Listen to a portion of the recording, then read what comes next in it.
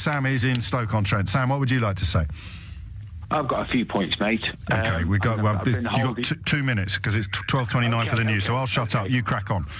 One, first point, basically, benefits of breakfast, getting away from the common external tariff. I ordered a product from America. The common external, basically, there's a tariff on goods coming into the European Union. I ordered the product from America and I had to go down to the sorting office and pay a price. So that means it'll be cheaper food, clothing and footwear. No, because we're staying in the customs union, so we have to abide by all European Union. Eventually we will. And I just think and the second point is, talk about, what that guy was trying to say before was, we never voted for mass immigration from wherever it was from. And the other point, basically, is that you keep misrepresenting the people that voted Brexit as stupid, as muppets. Honestly, I've never heard... No. There's plenty of stupid people on both sides. Yeah, I mean... neither side has a monopoly on it.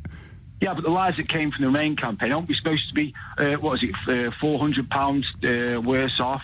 We won't be able to pay people's pensions. And the people... No, you misunderstand the difference between a prediction that hasn't come true and an outright lie. So if I said the sun is going to come up tomorrow and then it didn't, it doesn't make me a liar. It makes me wrong. But if I said we can't control our borders when the rubric is there in black and white that we can, that makes me a liar.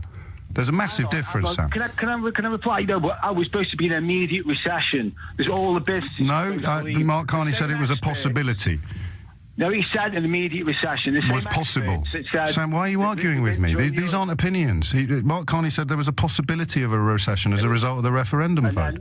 We won't be able to pay pensions. It's rubbish. And I'm calling you from Brexit Central. We aren't stupid. The European Union is like a proto-USR because they're just like the Politburo, the Commission, are unelected, basically unaccountable, and it's disgusting. Okay. And the thing is going to end anyway because it's undemocratic. Poland, the Czech Republic, Hungary aren't going to take the jackboot to the European Union, and it's going to finish, mate. So, I can't wait to listen to you cry some more. And we're never going to go away. We're never going to stop until we get basically our sovereignty. And sovereignty means that we can hire and fire the people that make the laws in our name. That's what it means. Does it?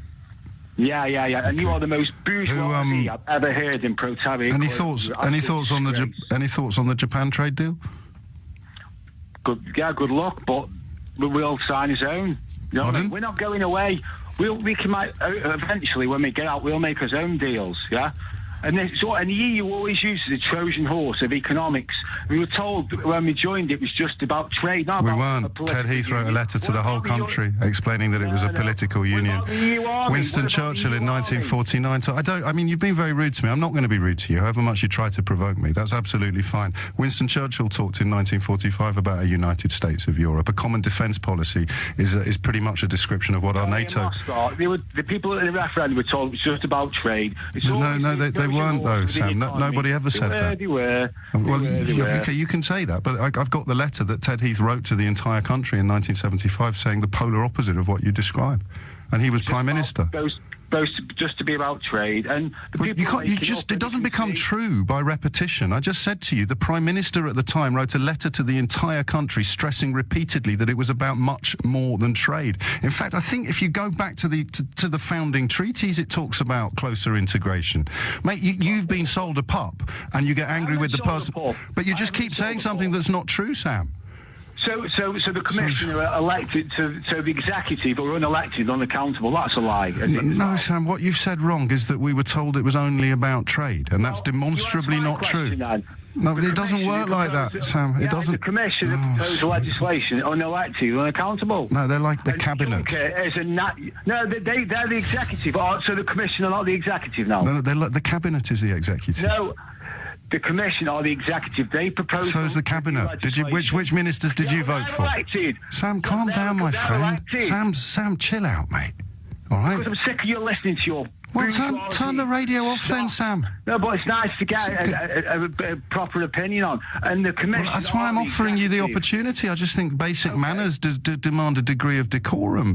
Which Secretary of State did you vote for?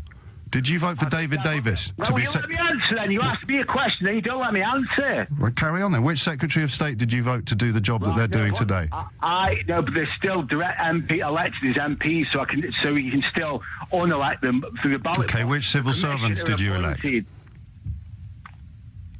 I don't like, but the MPs were voted on the manifesto. The bloke that's leading our negotiations in the European Union, he's called Oliver.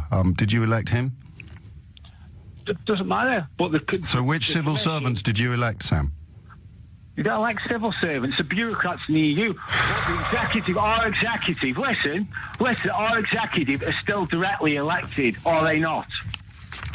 Yes, they are, Steve. Sam. That's the cabinet, and then they employ bureaucrats to introduce policy. Brexit muppet, aren't I? In the race. Sam, I'm sure you're a lovely bloke, and you've had a bit of a rush of blood to the head, and I wish you a really Merry Christmas. Because I think it's and you, mate.